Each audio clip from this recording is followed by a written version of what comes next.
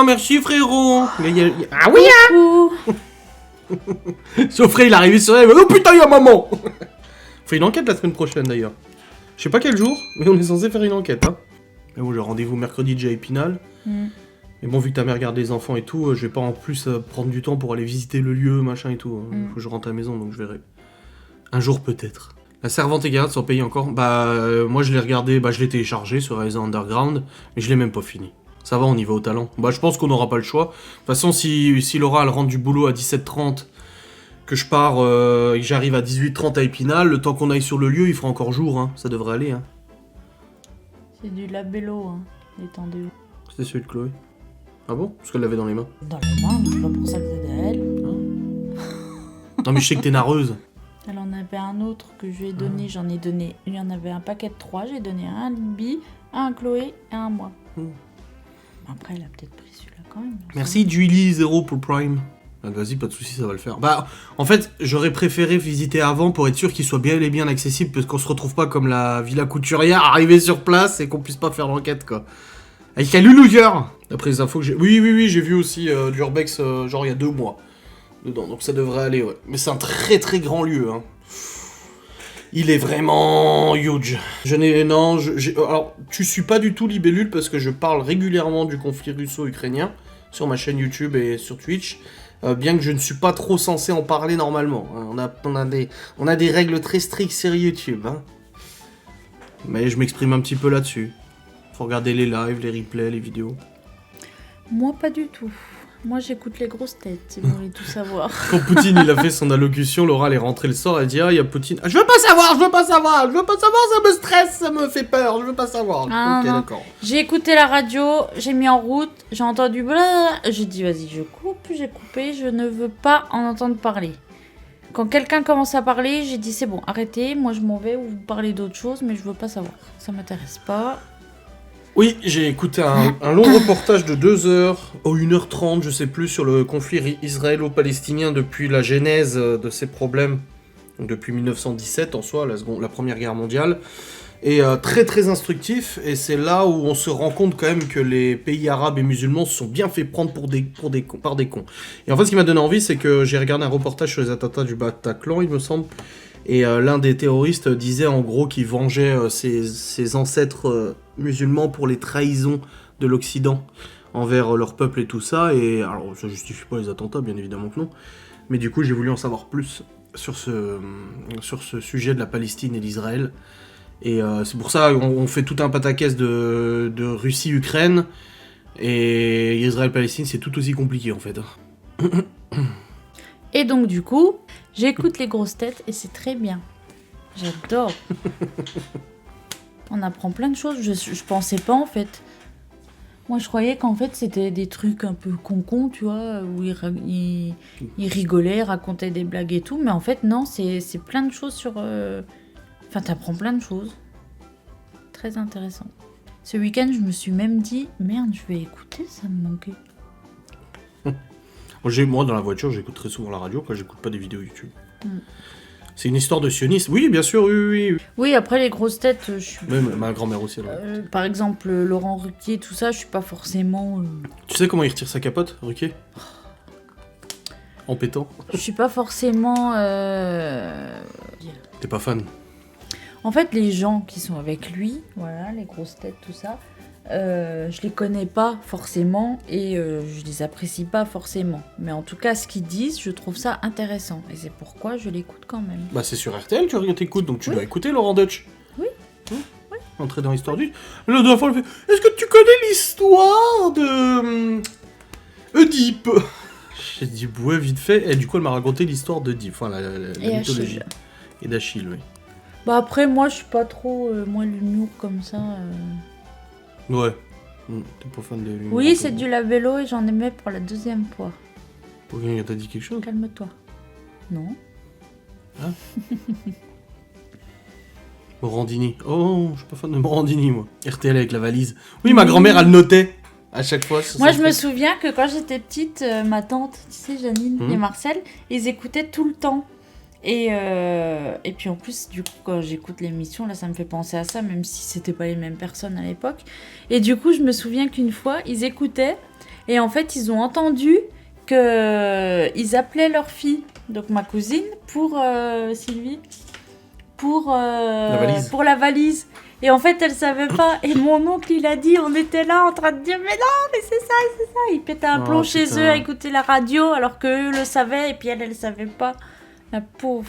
Il y a Geoffrey qui nous a balancé une blague, mais vas-y. Tu veux savoir dans quel pays tout se passe à merveille? Ça va pas te manquer de parler de tout ça, Adrien? Si, je pense que oui. Cet aspect de... Surtout qu'en ce moment, je fais beaucoup ça. Mes facecam tournent beaucoup autour de mes opinions sur plein de sujets de sociétés diverses et variées. Donc oui, forcément, c'est des choses qui vont me manquer. Mais après, c'est comme ça. Je quitte pas un travail que je déteste, donc forcément, il y a des choses qui vont me... C'est pas une blague, dingo. C'est quoi, alors? Mon humoriste préféré, je dirais Ahmed Silla et Alban Ivanov, j'aime bien. Bah vas-y, ton affirmation, frérot. Une émission des jeux de 20h. Je ne sais pas si vous avez connu. Non, nous on a connu Laura Lapelle, le Big Deal. Avec Ramucho. Ah, Chantal là-dessous. Excellente. Bon, Bigard. Moi j'aime bien Bigard. Enfin, j'aimais bien avant son histoire avec Dieudonné. C'est pas Dieudonné, Laura? Dans aucun pays tout se passe comme il est censé se passer. Ah bah de toute façon, oui, ça c'est sûr. Pourquoi ça serait Dieudonné? Je comprends pas. Non, j'ai dit qu'en fait, Bigard... Je suis déçu de lui vis-à-vis de Dieudonné. Il devait faire un spectacle en duo. Pourquoi c'est pas Dieudonné, Laura? Oui, t'es pas... Bah t'aimes bien, mais t'es pas fan, quoi. Bah, je regarde comme je regarde d'autres. Et il dit Kaku, moi je peux pas. Oh, ça me gonfle. Après, j'en connais pas 40 000. Mais après, je suis pas difficile, moi. Non, il a pas porté ses couilles, Bigard. Moi, ouais, mes humoristes préférés, Dieudonné, Bigard, mais dans le temps. Bah, c'est de l'humour bien gras, bien dégueulasse, hein, c'est moi, tu vois. Et je sais pas, un autre humoriste et tout. Ah, Franck Dubosc, qui est pas mal aussi. Je l'ai vu en spec, il est bien. Moi, j'aime bien. Ah, dans Camping, il était drôle. Non. Dans Camping, t'es pas drôle? Bon. Non, mais toi, frérot, t'aimes bien Kev Adams, alors à partir de là, il y avait des gros problèmes. Hein. Elise Moon, non.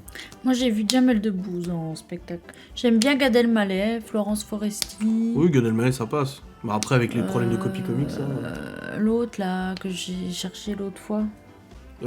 Tagbo, là? Ouais, Fiona Tagbo. Sonia Tagbo. Truc Tagbo, là. Je sais plus.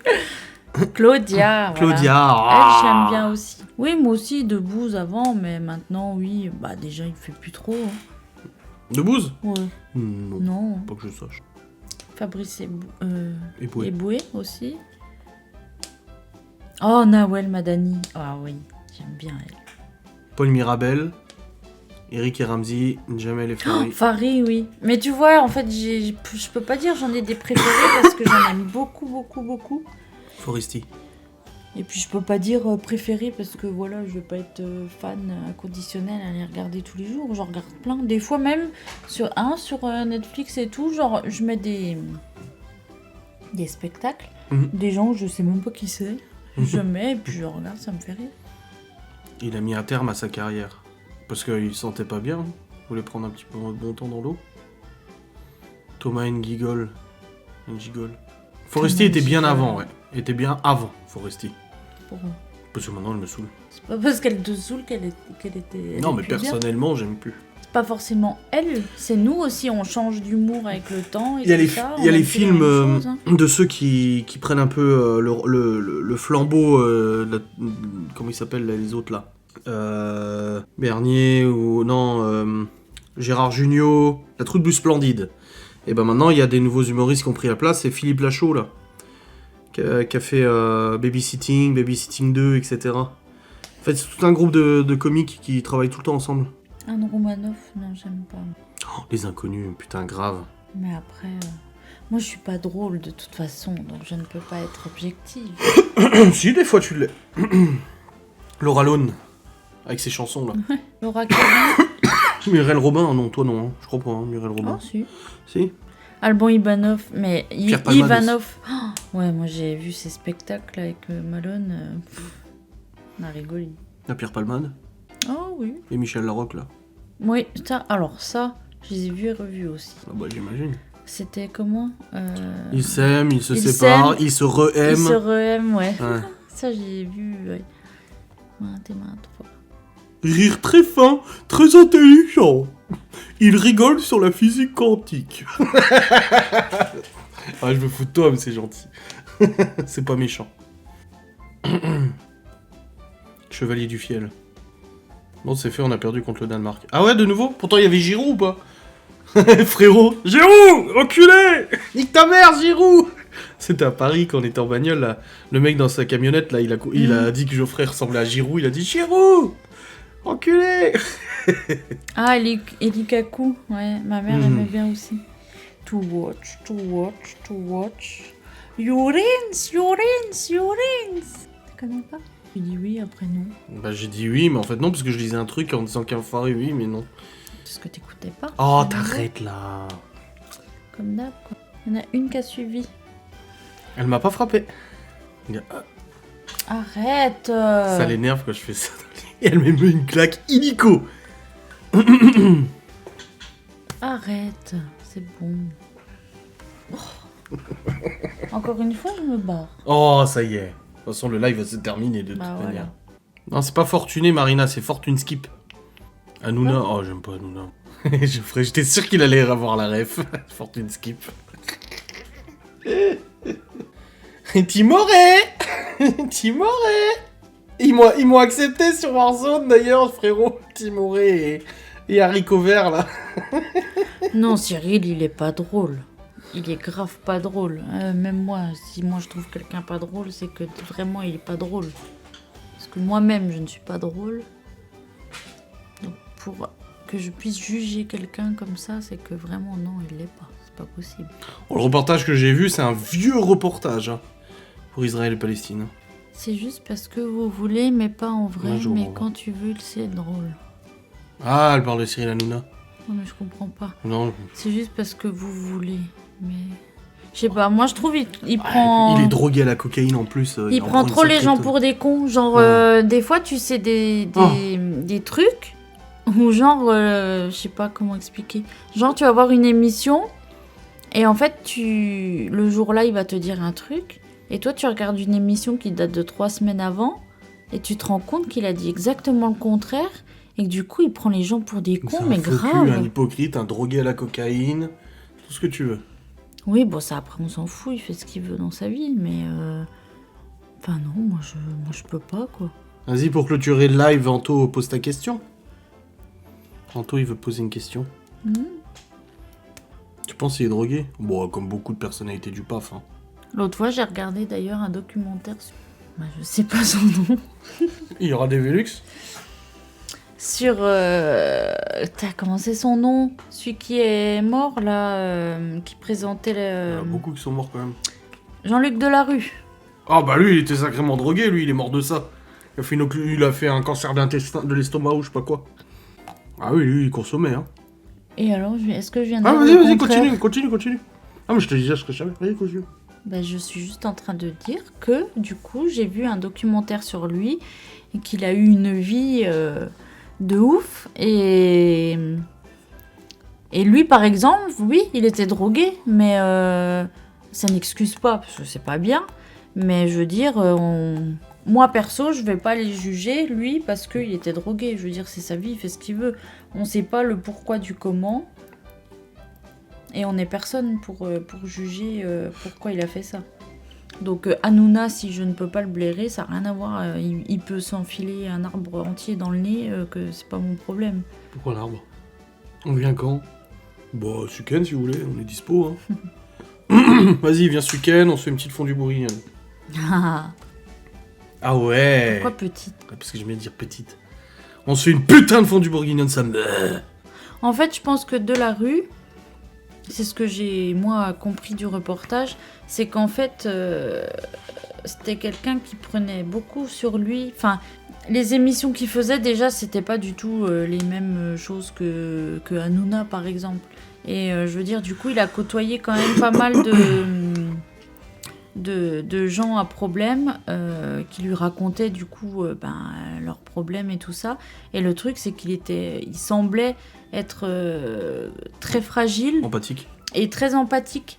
Et du coup, je pense qu'il a beaucoup encaissé et ça l'a beaucoup pesé, en fait, tout ce qu'il a entendu, vu et tout ça. Et en même temps, dans sa vie perso, c'était pas forcément trop ça non plus. Et du coup, voilà, il a fait ça. Donc je veux dire, c'est pas... C'est pour ça, je dis, on n'est personne pour dire telle ou telle personne fait ça. C'est pas notre problème, en fait, tant que c'est pas... On peut pas savoir. C'est pas ça qui fait de lui une mauvaise personne. La preuve, c'est que moi, perso, j'appréciais De la Rue. Le documentaire que j'ai vu m'a fait l'apprécier encore plus. Donc du coup, voilà. Quand je dis que je n'aime pas Hanouna, par exemple, ça n'a rien à voir avec tout ça. Non, mais parce que toi, tu dis ça. Non, mais Hanouna, mais je veux dire, moi, c'est pour dire que c'est pas ça qui me fait, moi, en tout cas, dire que je ne l'aime pas. Non, mais de toute façon, vu le rythme de travail qu'ils ont dans le PAF, il y en a beaucoup qui se droguent. Oui. Le truc, c'est qu'Hanouna, il a un comportement, il a un langage du corps qui est extrêmement agaçant et très nerveux, comme Sarko. Oui. Comme ça, tout le temps, comme ça. Et ça, Macron... Au débat et tout, je suis désolé, il consomme quelque chose, c'est pas possible. On s'organise ça en privé. Oui, Anto, Miguel, vous pouvez venir aussi ce week-end si vous voulez, pas de soucis. Je dis ça, ils sont à 500 km. Ardisson aussi, ouais. Oui, il faisait beau. Enfin, je sais pas, je crois, Marina, je sais pas si tu parles de la rue, mais oui. Enfin, moi, ce que j'ai vu, c'est qu'il a fait plein de choses et je trouve qu'il a été sincère quand même parce que. Il a quand même assumé devant tout son public. Et lui, quand il l'a fait, on a vu des vidéos justement sur ces moments-là où il le dit clairement. Il dit quand je vais l'annoncer au public, etc., c'est fini pour moi, quoi. En gros, lui, quand il a été l'annoncer, il s'est dit, c'est limite ma dernière émission, je continuerai pas, tout le monde va me tourner le dos. Et du coup, il en a parlé ouvertement aux gens et je trouve qu'il a été très honnête et courageux. Et parce que c'est jamais simple d'assumer ce genre de choses en vrai. En vrai, je dis vrai parce que je viens de lire vrai. Voilà. Mais je voulais dire en public. Et en fin de compte, je pense que c'est ça qui a fait que les gens l'ont pas forcément lâché et ont continué à l'apprécier parce qu'en fait, il a été honnête et ça prouve que c'était juste quelqu'un d'humain qui a eu des faiblesses comme beaucoup de monde peuvent en avoir. Et puis voilà, et puis ça sert à rien de mentir. Et après, oui, il a arrêté ses conneries, mais il est tombé malade. Et voilà, c'est le jeu. Et puis c'est pas pour ça qu'il le méritait, tu vois. Il méritait quand même pas ce qui s'est passé parce qu'il a eu une période difficile. Mais voilà, il a assumé et voilà, et ça n'enlève pas les choses bien qu'il a fait. Peu importe ce qu'il a fait d'autre. Ça sert à rien, frérot, d'installer MW2. Dans 1 heure, c'est la fin de la bêta, on peut plus jouer. Donc autant qu'on joue à Warzone plutôt que d'attendre de jouer à MW2. De toute façon, le monde du PAF, c'est un monde de pute, de toute façon. C'est de la merde, quoi.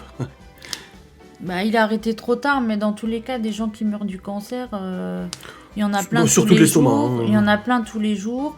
Moi, j'ai connu des gens qui ont attrapé des cirrhoses du foie et qui n'ont jamais bu d'alcool ou de trucs comme ça. Donc après, je pense pas que ce soit forcé. Je pense que ça a peut-être accéléré le truc, mais c'est pas forcément ça qui a déclenché ça. Et puis voilà. Peu importe, j'ai envie de dire, si lui, ça lui a permis de l'aider à tenir le coup pendant quelques temps, et puis qu'il a kiffé, et puis qu'il est content, c'est son problème. Tant qu'il a fait de mal à personne. Comme je dis, c'est pas nous. Je veux dire, chacun mène sa vie comme il veut, personne n'est irréprochable. On a tous fait, je pense, des choses que quelqu'un d'autre aurait peut-être fait différemment. Et c'est notre problème, j'ai envie de te dire. Et bien sûr, un cancer sans jamais fumer, oui. Avec tout ce qu'on bouffe, qu'on respire, la vie qu'on mène. Je vais dire, encore la dernière fois, c'était dans je sais plus quel biscuit, là. Il y avait des traces de salmonellose, de je sais pas quoi, machin.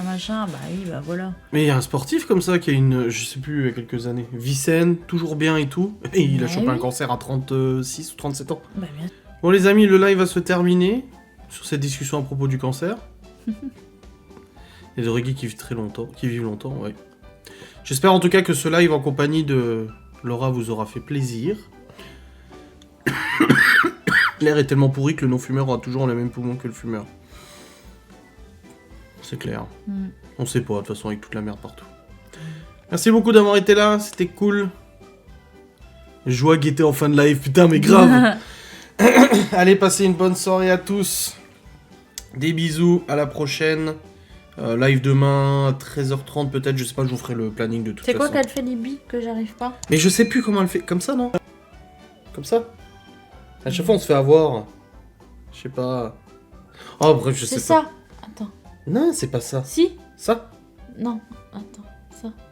Ah ouais, non. Si, c'est ça. Ah si, c'est ça.